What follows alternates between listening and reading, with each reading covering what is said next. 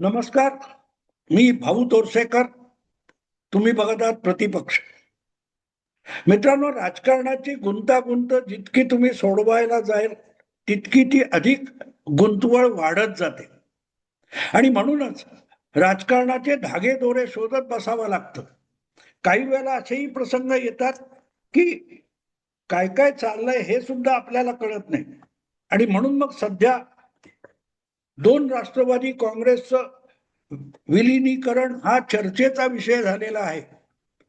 यापूर्वीच्या व्हिडिओमध्ये मी सांगितलं, जसं उद्धव ठाकरे 2019च्या विधानसभा निकालाच्या शेवटी अचानक त्यांना बंद दरवाजा आड अमित शहानी दिलेल्या शब्दाची आठवण झाली आणि आपल्याला मुख्यमंत्रीपद द्या नाही तर आपण चाललो असं सांगत होते, धमकावत होते.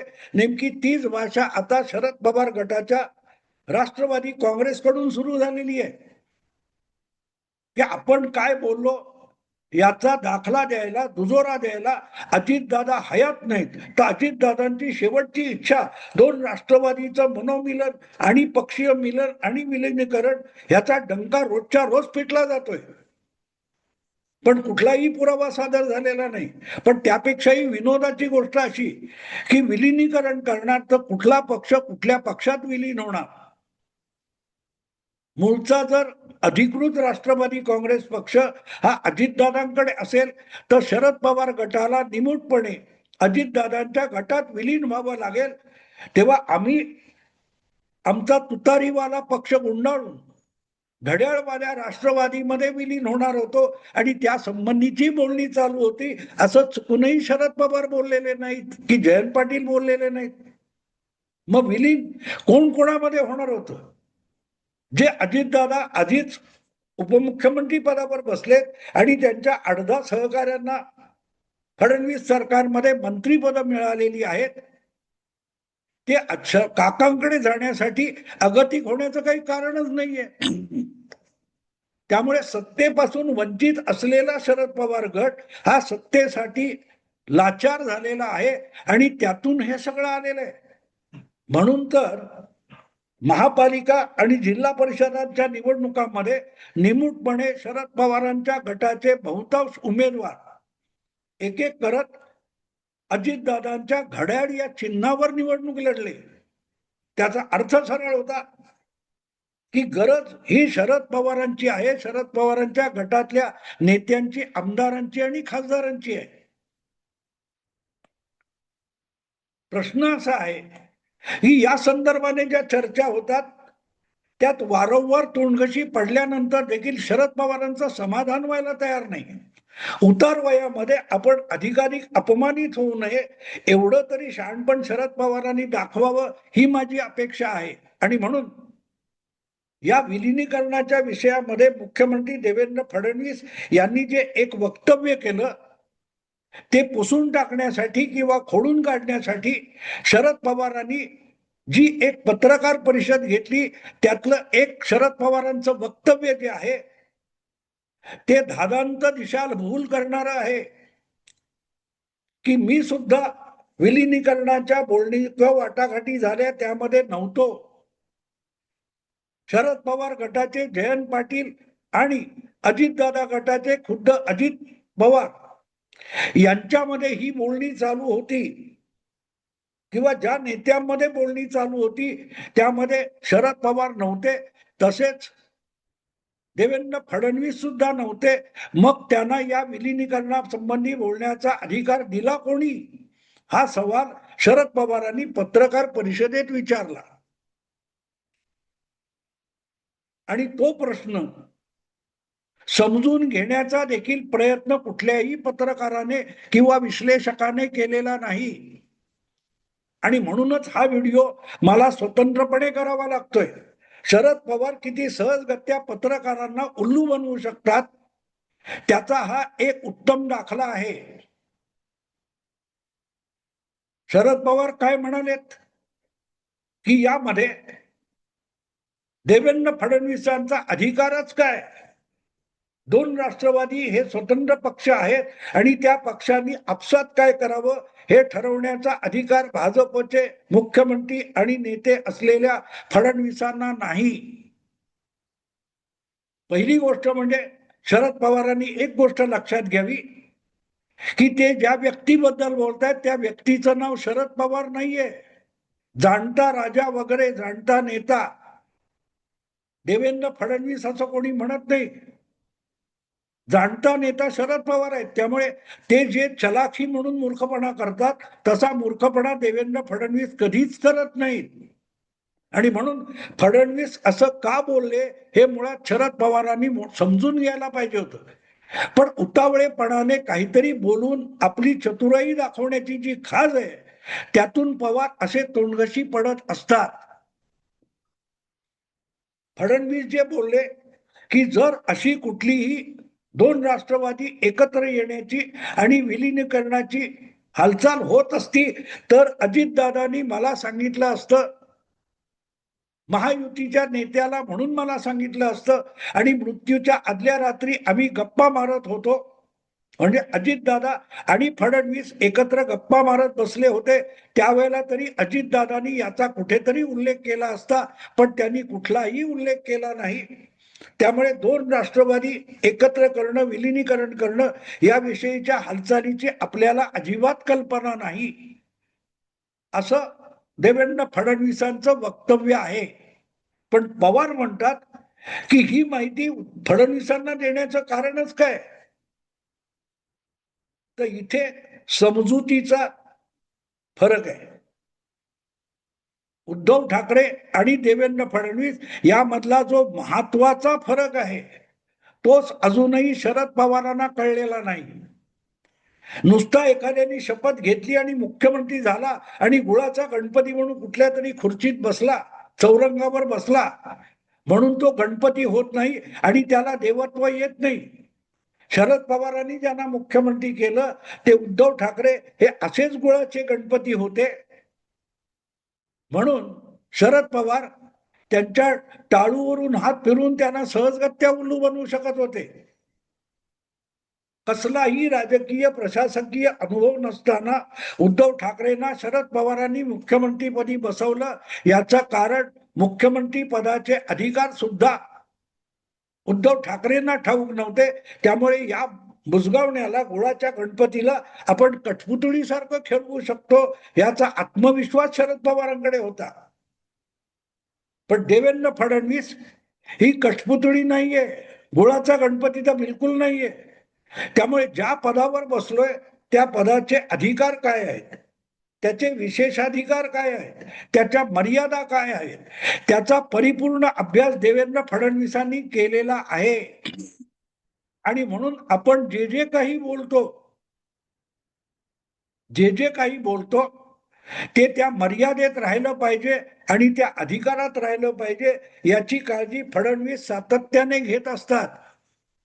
पण ते अजूनही शरद पवारांच्या लक्षात आलेलं नाही. म्हणून वारंवार हा मोठा वस्ताद पहलवान हा कालच्या तरुण पहलवान पोरासमोर चितपट होत चाललेला आहे. धोबी पछाड बर धोबी पछाड फडणवीसांकडून शरद पवारांच्या वाट्याला येत असतात. आता लक्षात घ्या,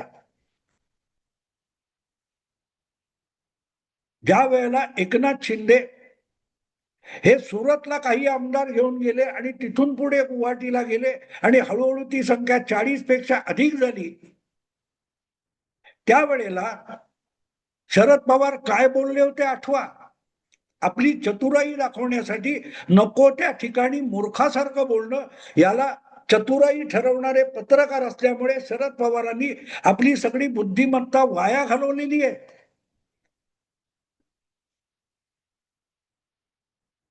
एकनाथ शिंदे जे 40 आमदार घेऊन गेले हा फक्त शिवसेनेचा किंवा उद्धव ठाकरेंपुरता मर्यादित विषय नव्हता. कारण ते आमदार जरी शिवसेनेचे असले तरीही ते आमदार हे महाविकास आघाडीचं सरकार बनवण्याला पाठिंबा देणारे आमदार होते. त्यामुळे ते 40-42 आमदार एकनाथ शिंदेच्या बरोबर निघून गेले. ते फक्त शिवसेनेतून बाहेर गेलेले नव्हते, ते महाविकास आघाडीतून बाहेर गेलेले होते आणि त्यामुळे आपोआपच महाविकास आघाडी बहुमत गमावत होती.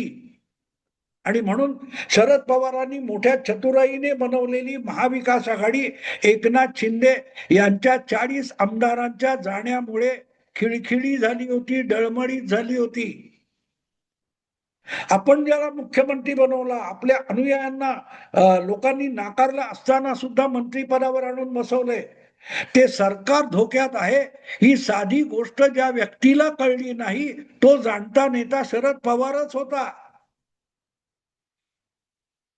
40 आमदार उद्धव ठाकरे यांच्या गोटातून निघून जाणं म्हणजेच महायुतीच्या गोटातून जाणं म्हणजेच बहुमत गमावणं असतं आणि त्यामुळे आपण बनवलेलं सरकार गडगडण्याची अवस्था आहे. त्यामुळे हा शिवसेनेचा अंतर्गत प्रश्न नसून हा महायुतीचा अंतर्गत प्रश्न आहे. महायुतीत असलेल्या सगळ्या मित्र पक्षांचा अंतर्गत प्रश्न आहे. एवढं सुद्धा शरद पवारांना त्यावेळेला लक्षात आलं नाही. 21 जून 2022 20 जूनच्या संध्याकाळी आपला एकनाथ शिंदे 40 आमदार घेऊन गेले आणि त्याची चर्चा 21 जूनच्या सकाळपासून सुरू झालेली होती. शरद पवारांची पहिली प्रतिक्रिया काय होती? तो उद्धव ठाकरेंचा आणि शिवसेनेचा पक्षांतर्गत विषय आहे. नो, तो विषय महाविकास आघाडीचा अंतर्गत विषय होता. कारण सत्तेत उद्धव ठाकरे स्वतःच्या बहुमतावर बसलेले नव्हते. उद्धव ठाकरेंना मुख्यमंत्री बनवणारा गट होता तो महाविकास आघाडी होता आणि त्यामध्ये 56 आमदार फक्त उद्धव ठाकरेंचे होते, 54 आमदार शरद पवारांचे होते, काँग्रेसचे 44 आमदार होते, काँग्रेस आणि राष्ट्रवादी मिळून फक्त 98 आमदार होतात. 98 आमदार. आणि त्यामध्ये उद्धव ठाकरेंचे उरलेले 16 आमदार टाकले तर बेरीज 115, 116, 17 पर्यंत येत होती. म्हणजे बहुमत ढासळलेलं होतं आणि म्हणून विषय हा उद्धव ठाकरेंपुरता मर्यादित नव्हता. त्याची चिंता महाविकास आघाडीचे अध्वर्यू असलेल्या शरद पवारांनी करायला पाहिजे होती. उद्धव ठाकरे नौके होते, अननुभवी होते. बहुमत जुळवणं, बहुमत बुडवणं, उचापती करणं हा ज्यांचा धंदा राहिला त्या शरद पवारांना त्यावेळेला कळायला पाहिजे होतं.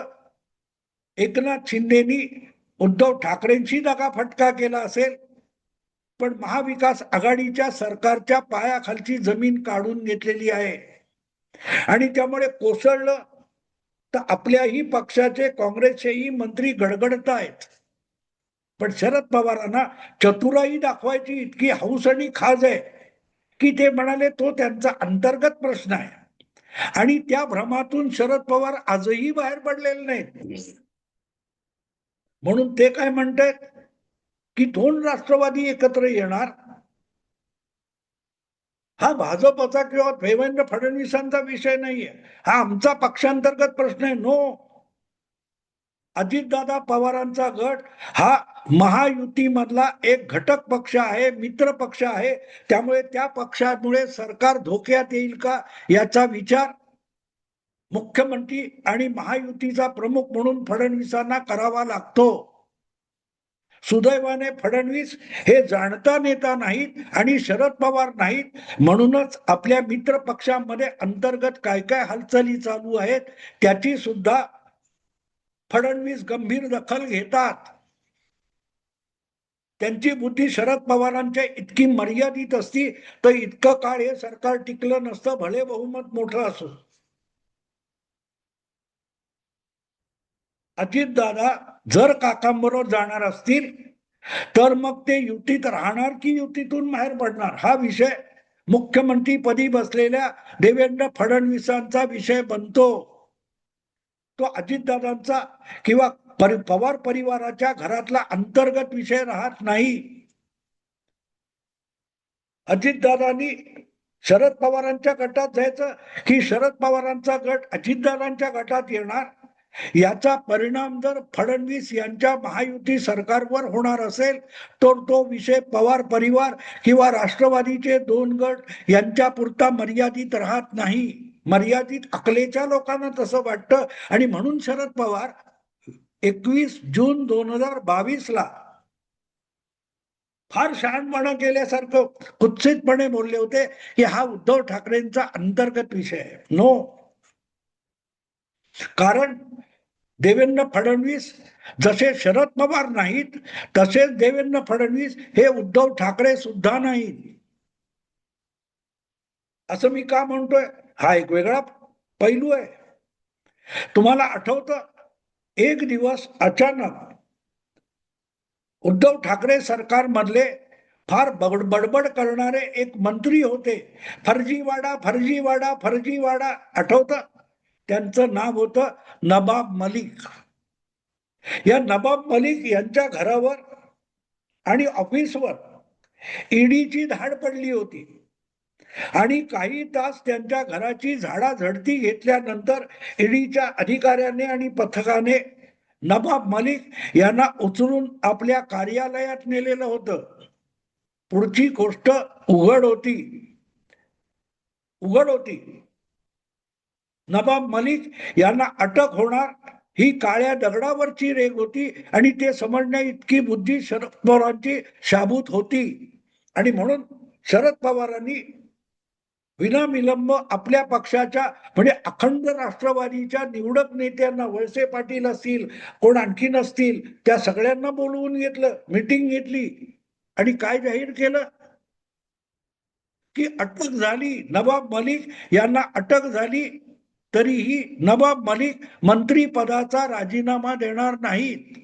त्याच्या आधी एक गोष्ट घडली होती.